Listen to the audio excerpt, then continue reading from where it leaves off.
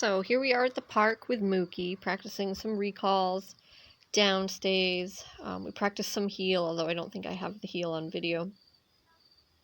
Really important once your dog is good at these things to start taking them into different environments and expose them to different distractions.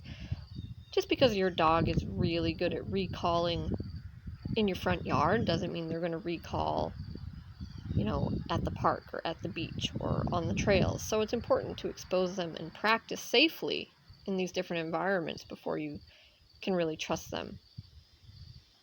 So she's doing pretty good here. She still needs some reminders. This is her first trip, though, off property. So I call her here. There she comes. The first time I recalled her at the park, I did have to tap at a low level, give her a reminder.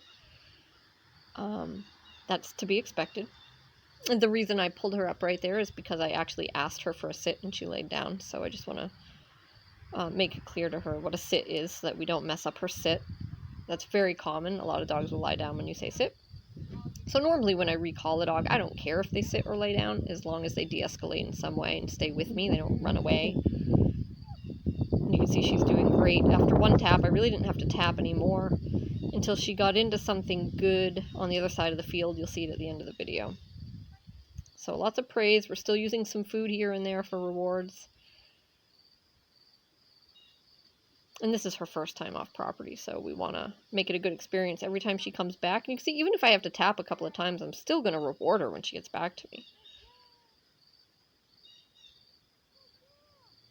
She's doing a great job. So this has been hard for her because she's really distractible. And so even if she's in the process of returning to me when I call her, the second she sees or hears or smells something else, she immediately veers off in another direction and forgets that I'm even there. But a little tap on the remote and she usually respects that and she gets right back on track. And you can almost see it in her face. She said, oh, that's right. I'm supposed to be going over there. And I call her here. No taps needed. There she comes. And she's going fast. Look at her go. Sometimes she goes by me a little bit. I think she's kind of having a hard time stopping, but I do tap at a low level when she blows by me just to make sure she knows that's not a thing she can start doing on purpose.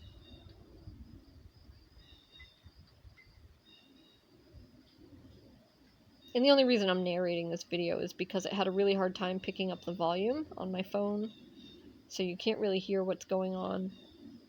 And I put her in a downstay there, and you can't even see her anymore because she's so tiny and far away from the camera. And you can see she gets up and tries to follow me, and I go, nope, tap, tap.